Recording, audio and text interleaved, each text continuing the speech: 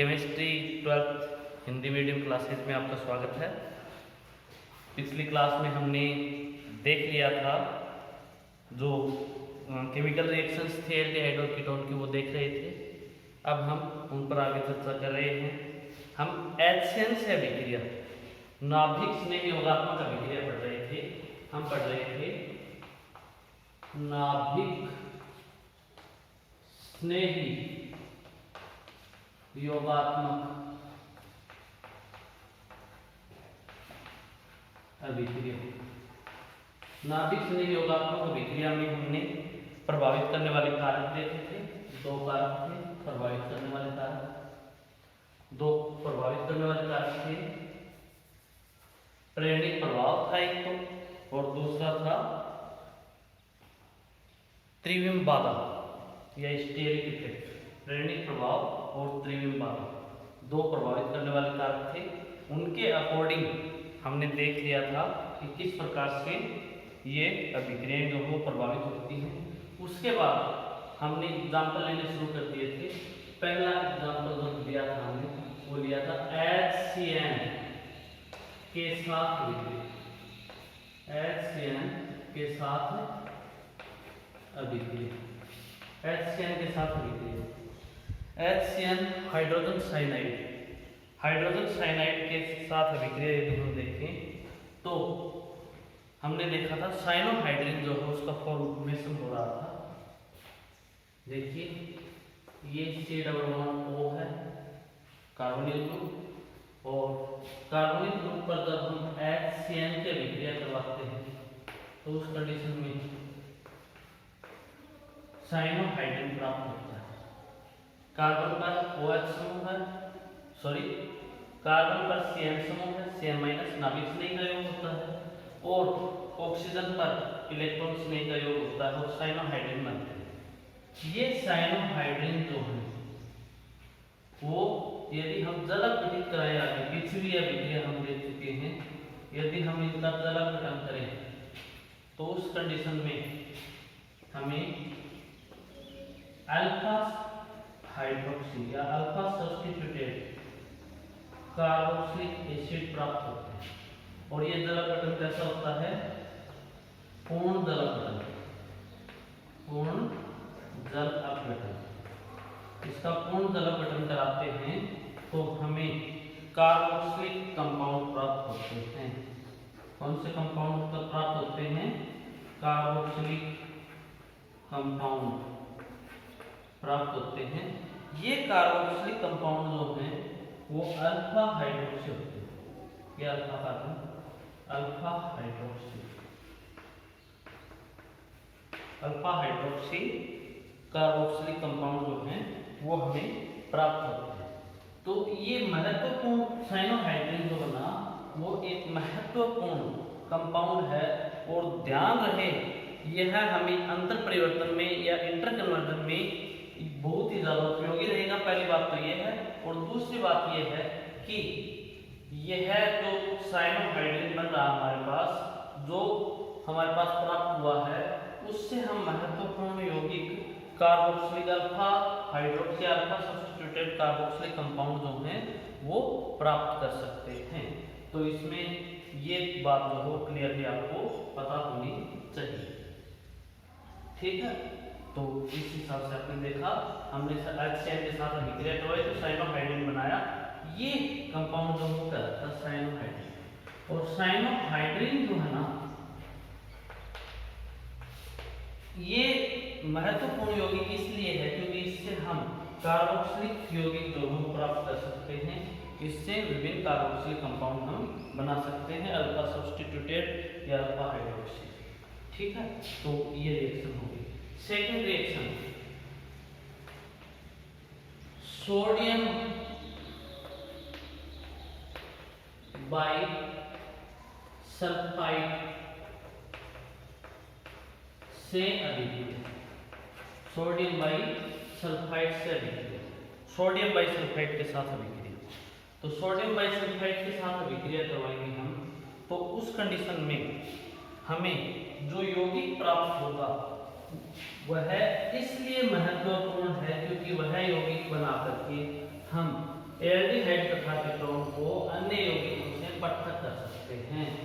अन्य यौगिकों से पृथक कर सकते हैं। दोबारा सुन लीजिए इस बात को, या वीडियो रिपीट करके भी सुन सकते हो, कई बार यदि आपके साथ ऐसा होता है तो। सोडियम बाइसल्फाइड जो यौगिक है, जो यौगिक अभिक्रिया करवाएंगे तो जो यौगिक बनेगा, सोडियम बाइसल्फाइड से अभिक्रिया करवाएंगे कार्बोनिल यौगिकों की, तो जो यौगिक बनेगा वह यौगिक आसानी से पृथक हो सकता है, और इसे पृथक करके हम एल्डिहाइड और कीटोन को या कार्बोनिल यौगिकों को अन्य यौगिकों से पृथक कर सकते हैं। देखते हैं कैसे पृथक कर सकते हैं, देखते कैसे करते हैं। RCHO, या हम इस तरीके से लिख सकते हैं H+O। अब इस पर यदि हम सोडियम बाइसल्फाइड NaHSO3 की रिएक्शन करवाते हैं तो उस कंडीशन में देखिए, अब यहाँ पर एक बात का ध्यान रखना, SO3H तो माइनस है और Na+, ठीक है, Na+SO3 माइनस, ऐसे ये कंपाउंड जो है वो डिग्रेड होगा। अब सोडियम पर NaO माइनस Na+ किस पर जुड़ेगा, ऑक्सीजन पर जुड़ेगा, और कार्बन पर क्या जुड़ेगा, SO3H। लेकिन ज्यादा अम्लीय प्रकृति जो है वह होने के कारण SO3H की H+ जो है वो सब्स्टिट्यूटेड हो जाएगा RHOHSO3 Na+SO3। ध्यान रहे ये Na+SO3 माइनस में टूटा हो, हम पढ़ रहे हैं नाभिक स्नेह योगात्मक अभिक्रिया, तो यहाँ नाभिक स्नेह क्या है, Na+, और Na+ जो है वह नाभिक स्नेह किस पर जाएगा, जहाँ सॉरी HSO3 माइनस जो है HSO3 माइनस और Na+, इसमें यह नाभिक स्नेह है, और नाभिक स्नेह जो है वो कार्बन पर योग कर लेगा। कार्बन पर योग करने के बाद H+ जो है वो Na+ को रिमूव कर देगा, और यहाँ पर ये कंपाउंड आ जाएगा। अब यह जो कंपाउंड है ना, यह इसलिए महत्वपूर्ण है क्योंकि एल्डिहाइड कीटोन को इसमें परिवर्तित करके मिश्रण में से अलग किया जा सकता है, मिश्रण में से अलग किया जा सकता है। यदि यह अभिक्रिया आपको समझ में नहीं आई तो आप इसे दोबारा देख सकते हैं। इसे हम पहले इस प्रकार से जोड़ सकते हैं, RC और ये HO माइनस Na+ और SO3H ऐसे जुड़ जाएगा, Na इधर चला जाएगा और SO3H इस पर, लेकिन इसकी एसिडिक नेचर है इसलिए H+ देगा, H+ जो है वो आपस में से इंटरकन्वर्जन हो जाएगा। तो ये थोड़ा सा आप ध्यान रखिए, तो ये ध्यान रखोगे तो इससे क्या होगा कि SO3 माइनस Na+ और OH इस प्रकार से आपके पास क्या आ जाएगा, कंपाउंड जो है वो बन जाएगा। ठीक है, आप इसे रिवर्स करके देख सकते हैं। फिर भी आपको कोई प्रॉब्लम हो तो ऑफलाइन क्लासेस के लिए आप अंडरलाइन करके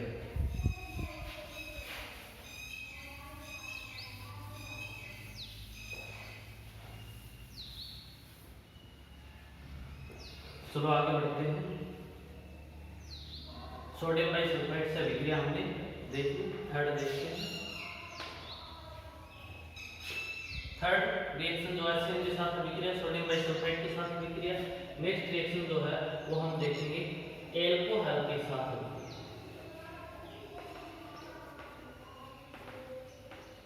एल्कोहल के साथ अभिक्रिया, एल्कोहल के साथ अभिक्रिया करवाएंगे कार्बोनिल यौगिकों की RH। ध्यान से सुनोगे आप मेरी बात, जब एल्कोहल के साथ हम कार्बोनिल यौगिकों की अभिक्रिया करवाते हैं तो पहले हेमीएसिटल और उसके बाद एसिटल प्राप्त होता है।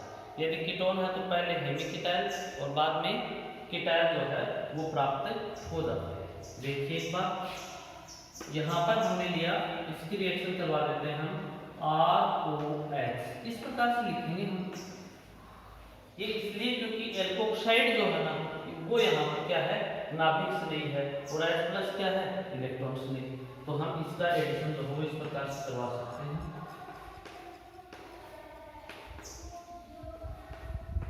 OH O यदि हमने एक को R' ले लिया, R' ले लिया हो तो इस प्रकार से कंपाउंड जो है वो बनेगा।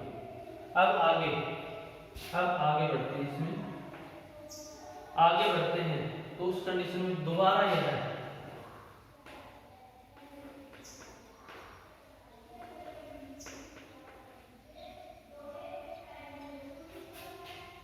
एल्कोहल के साथ रिएक्शन करेगा और ये हमारे पास था हेमीएसिटल,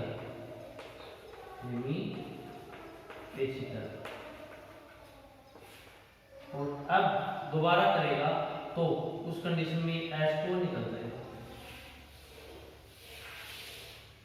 ये H2O जो है वह निकल जाएगा, हमारे पास आ जाएगा RCHOR'।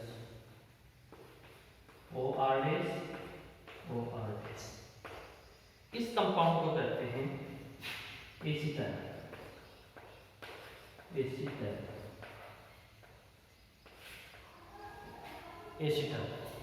ठीक है, तो पहले हेमीएसिटल बनेगा, बाद में एसीटल बनेगा। ठीक, यदि हम एल्कोहल के साथ अभिक्रिया करवाते हैं तो, और एल्कोहल में पहली अभिक्रिया जो वो नाभिक से योगात्मक अभिक्रिया है, तत्पश्चात दूसरी बात जो अभिक्रिया आगे करवा रहे हैं वो प्रतिस्थापन अभिक्रिया है। वह है प्रतिस्थापन है, OH- जो है वो OR- से सब्स्टिट्यूटेड हो जाता है, प्रतिस्थापित हो जाता है। यह अभिक्रिया है। ठीक है, नेक्स्ट लेते हैं फोर्थ। एक बार मैं इससे पहले और बता दूं, ये इसी में एल्कोहल थर्ड में कि एल्कोहल के साथ अभिक्रिया में यदि हम कीटोन लें और उसकी अभिक्रिया हम एथिलीन ग्लाइकोल से करवाएं, एथिलीन ग्लाइकोल से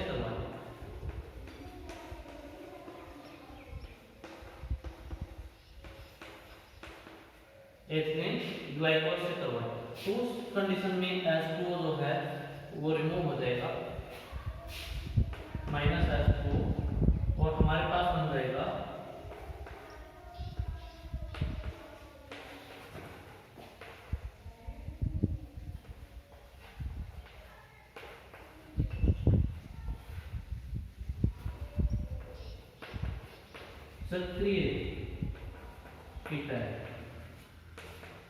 सक्रिय कीटल जो है वह बन जाएगा।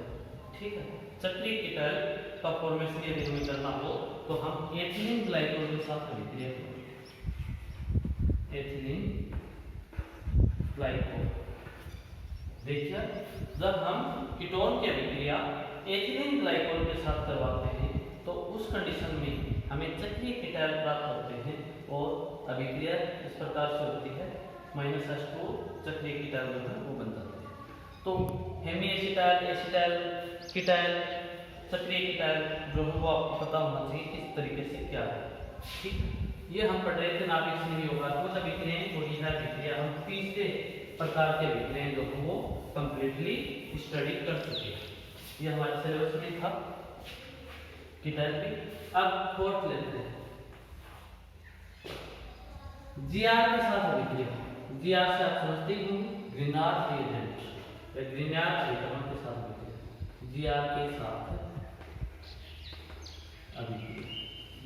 साथ अभिक्रिया करवाते हैं तो उस कंडीशन में देखिए ये है, तो जीआर के साथ अभिक्रिया करवाएंगे इसकी, तो पहले एक योगोत्पाद प्राप्त होगा हमें। जीआर जो है वो पहले इस पर योग कर लेगा और उसके पश्चात जल गठन करके एल्कोहल बना लेगा, और यह अभिक्रिया हम पहले देख चुके हैं। पहले हम इसको डिटेल से देख चुके हैं। देखते हैं, चलो RH एल्डिहाइड ले लिया मैंने, इसकी अभिक्रिया RMgH से करवाते हैं, तो ये प्लस है ये माइनस है। नाभिक में क्या है, एल्डिहाइड कहां पर जुड़ेगा, यहाँ पर इस कार्बन पर जुड़ेगा, तो ये अभिक्रिया में डिटेल से बता चुका हूँ आपको। जैसे यदि हम फॉर्मेल्डिहाइड लेते हैं तो 1 डिग्री अल्कोहल बनता है, हमारे पास पहले योगोत्पाद बनेगा, इसे CH2 लिख सकता हूँ मैं, कार्बन के ऊपर 2 हाइड्रोजन मिलाकर लिख दूं CH2। ठीक है, CH2O भी लिख सकते हैं, ऐसे भी हम इसे लिख सकते हैं, शॉर्ट में आगे लिखूं तो आपको भ्रमित मत होना। ठीक है, RCH2, इस कार्बन पर मैंने R माइनस को जोड़ दिया और इस पर मैंने जोड़ दिया OMgH2, ये माइनस और ये प्लस। अब आप इसे जलापटित कर दीजिए, H3O प्लस जलापटित कर दीजिए, तो आप देखोगे आपके पास बन गया 1 डिग्री एल्कोहल, जिसे हम प्राइमरी एल्कोहल कहते हैं। प्राइमरी एल्कोहल भी कहते हैं, मतलब 1 डिग्री एल्कोहल क्या हमारे पास यहाँ पर ये प्राइमरी एल्कोहल है, और प्राइमरी एल्कोहल हमारे पास फॉर्मेशन हो जाए। अब आप सपोज कीजिए, वैसे पहले बताया हुआ भी है, आप प्रैक्टिकली इसे वर्कबुक में लिख के बाई हैंड देखना आप इसे।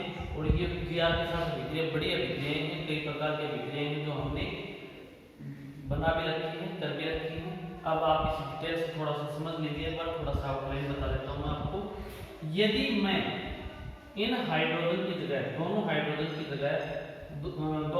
रखे हुए, इसमें एक हाइड्रोजन की जगह यदि मैं एल्किल ग्रुप रख दूं तो 2 डिग्री में निकालता, यदि मैं दोनों एल्किल ग्रुप रख दूं तो 3 डिग्री में निकालता। ठीक है, 1 degree 2 degree and 3 degree alcohol का फॉर्मेशन होता है। 1 degree 2 degree and 3 degree alcohol का निर्माण होता है। ठीक है, तो आप ये ध्यान रखिए। चलो आगे बढ़ते हैं। ये हमारे पास विभिन्न नाभिक स्नेही योगात्मक है। नेक्स्ट, ये पहले प्रकार के अभिक्रियाएं हमने पढ़ी थी। कैपिटल ए से हमने पहले प्रकार की ली थी, कैपिटल बी से हम लेते हैं नाभिक स्नेही। चलो लिख देता हूं, नाभिक स्नेही योगात्मक विलोपन। उसके बाद पहले योग होगा फिर विलोपन अभिक्रिया, नाभिक स्नेही योगात्मक विलोपन अभिक्रिया। अब हम आगे जो नेक्स्ट है वो पढ़ेंगे, नाभिक स्नेही योगात्मक विलोपन अभिक्रिया। पहले योग होगा, उसके बाद विलोपन होगा, जिससे अनसैचुरेटेड, जिससे असंतृप्त कार्बनिक यौगिक बनेंगे। कार्बनिक यौगिक प्राप्त होते हैं। बहुत सारे अभिक्रियाएं हैं, लेकिन हम कॉमनली इन्हें एक साथ लेकर पढ़ेंगे। क्या होता है, असंतृप्त कार्बनिक यौगिक प्राप्त होते हैं, क्योंकि फिर विलोपन भी तो होता है। पहले तो योगात्मक होता है, असंतृप्तता प्रयोग हो जाता है, उसके बाद असंतृप्तता प्रयोग होने के बाद विलोपन हो जाता है, और विलोपन करने के बाद हम देखेंगे कि हमारे पास असंतृप्त कार्बनिक यौगिक जो हैं वो प्राप्त होते हैं। ठीक है, चलो आगे बढ़ते हैं। नाभिक स्नेही योगात्मक विलोपन अभिक्रिया, असंतृप्त कार्बनिक यौगिक प्राप्त होते हैं। इसमें यदि आप एलिमेंट लिखोगे तो आप बताओगे कि अमोनिया व्युत्पन्न, यहाँ पर मैं व्युत्पन्न है तो एक हाइड्रोजन की जगह कोई ग्रुप जी जोड़ देता हूँ, जी बराबर H हो तो अमोनिया, जी बराबर OH हो तो हाइड्रोक्सिल एसिड, जी बराबर NH2 हो तो हाइड्रोजन। इस प्रकार से बहुत सारे यौगिक बनेंगे।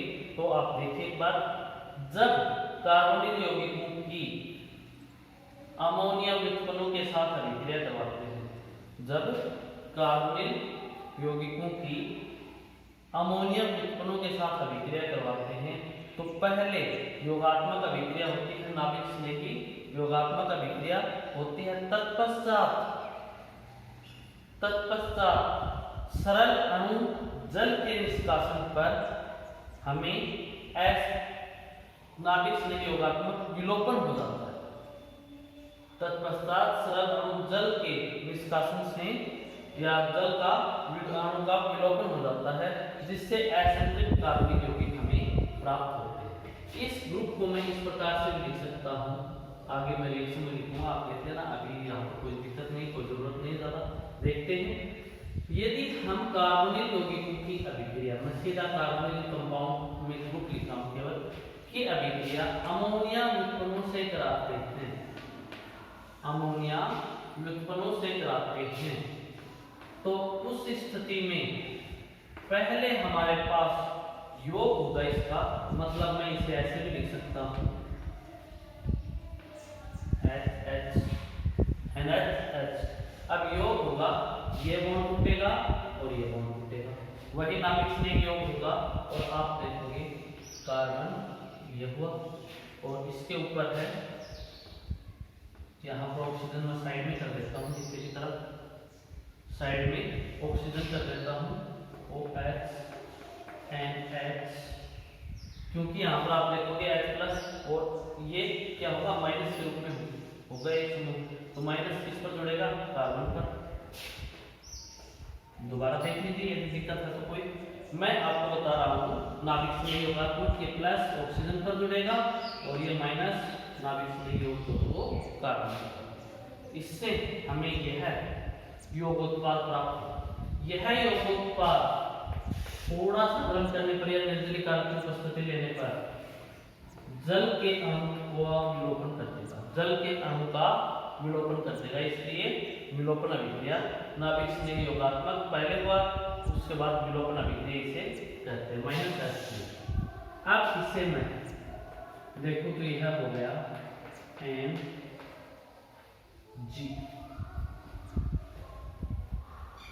ठीक है।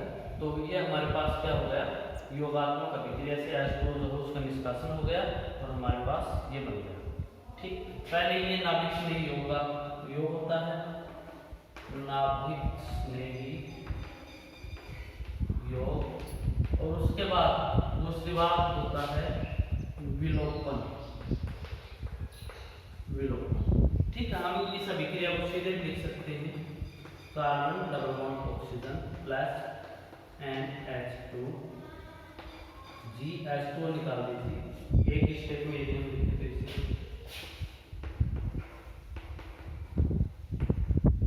उसके बाद इसे आप देखिए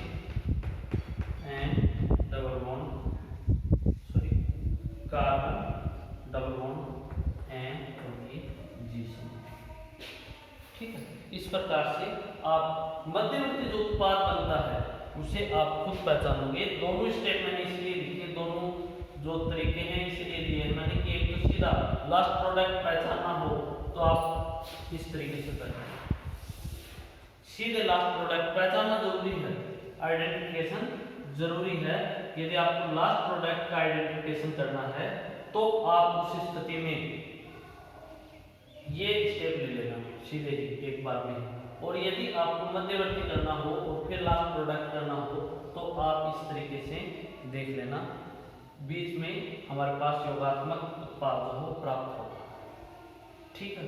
अब आप ध्यान दीजिए, अब आप यहाँ पर ध्यान दीजिए, ये तो बीच वाले आप बना सकते हो, मैं सीधे लिख रहा हूँ, यदि G बराबर H तो यौगिक होगा अमोनिया, क्योंकि अमोनिया उत्पन्न है और जो रामायण हमने वही ले लिया तो होगा अमोनिया, और अमोनिया होगा तो जो प्रोडक्ट बनेगा वह बनेगा इमीन, जो उत्पाद बनेगा वह बनेगा इमीन, क्योंकि डबल बॉन्ड NH आ जाएगा, इस ग्रुप को कहते हैं इमीन, इस ग्रुप को क्या कहते हैं, इमीन ग्रुप कहते हैं, तो इमीन बनेगा, ठीक है। इमीन हमारे पास प्राप्त होगा, क्लियर। इस ग्रुप को इमीन ग्रुप कहते हैं, इमीन ग्रुप। आप समझ गए होंगे, जहां तक मैं सोच रहा हूं इसको आप खूब अच्छे से समझ गए हो। अब आगे बढ़ते हैं, रिएक्शन वैसे करवाते रहना, एग्जाम्पल जो है यहाँ पर जो जुड़े हुए ग्रुप हैं वो लेते रहना, और उसके बाद आप इसी तरीके से आगे बढ़ते रहना, ठीक है। G is equal to, G is equal to, यदि H था तो अमोनिया OH हो, यदि ये H था OH हो, तो उस कंडीशन में हाइड्रोक्सिल एमीन,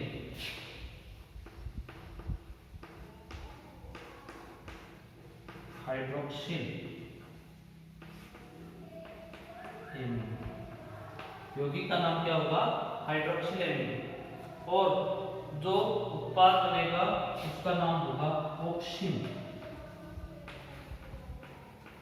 ऑक्सीन, इस ग्रुप को कहते हैं ऑक्सीन,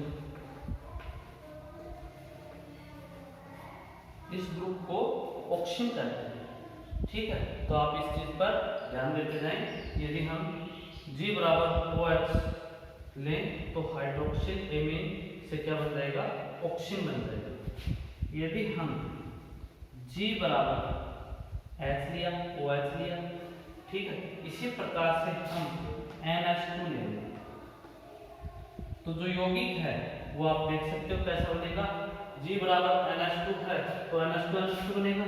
थोड़ा सा मैं बता देता हूँ, इसमें क्या बनेगा, ये बनेगा NH2H मतलब अमोनिया, ये होगा NH2OH, ठीक है, और ये होगा आपका NH2NH। ठीक, अब NH2 ग्रुप हो तो इसे NH2NH2 ये ग्रुप हो तो इसे क्या कहेंगे, हाइड्रोजन कंपाउंड को कहेंगे हाइड्रोजन, हाइड्रोजन, हाइड्रोजन, ठीक है, हाइड्रोजन। और जो प्रोडक्ट बनेगा वो होगा हाइड्रोजन। ये प्रोडक्ट आपका हाइड्रोजन, हाइड्रोजन, हाइड्रोजन में ये ग्रुप होगा, हाइड्रोजन में ये ग्रुप होगा। आगे बढ़ते हैं। यदि मैं इस ग्रुप में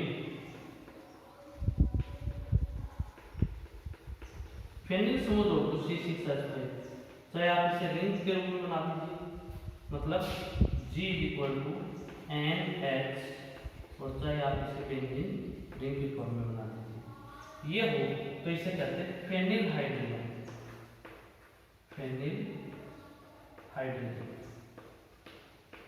हाइड्रोजन, फेनिल हाइड्रोजन। प्रोडक्ट बनेगा फेनिल हाइड्रोजन, फेनिल हाइड्रोजन। अगला जो ग्रुप है वो मैं आपको छोड़ता हूं कि आप इसे डिसाइड कर लो, मुझे विश्वास है। फिर हम अब लेंगे NH2 NH, क्योंकि मैं सीधे बनाऊंगा तो आप हो सकता है ना समझ पाओ, तो मैं थोड़ा सा इसमें आउटलाइन बना देता हूँ और यहाँ पर NO2 लगा देता हूँ और यहाँ पर NO2, ठीक है, दोनों जगह NO2 लगा देता हूँ। तो G बराबर क्या हो जाएगा, NH NO2 NO2, ये हो जाएगा। इसका नाम जो है वो होगा 2,4-DNP, 2,4-DNP, 2,4-डाइनाइट्रोफेनिल हाइड्रोजन, ठीक है, 2,4-डाइनाइट्रोफेनिल हाइड्रोजन। तो इससे बन जाएगा 2,4-डाइनाइट्रोफेनिल हाइड्रोजन, हाइड्रोजन। ग्रुप जो है वो मैं आपको ही छोड़ता हूँ, आप कौन सा इसे बनाओ कैसे क्या बनेगा। तो ध्यान दें यहाँ पर, ये है आपका 2,4-DNP, DNP का मतलब होता है डाइनाइट्रोफेनिल हाइड्रोजन। 2,4-DNP की फुल फॉर्म होती है, आप ध्यान दें, लिख लें इसे,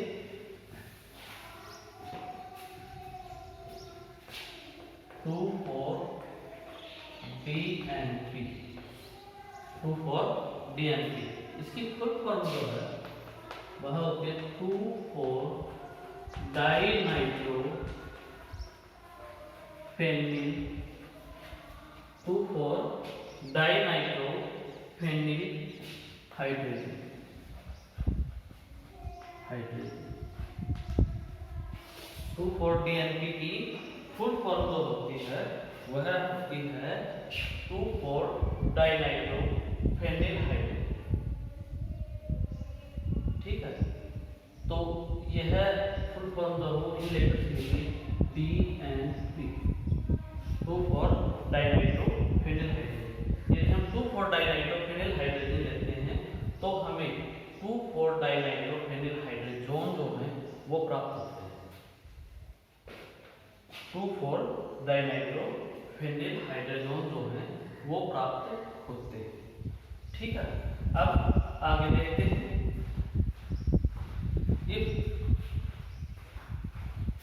यहाँ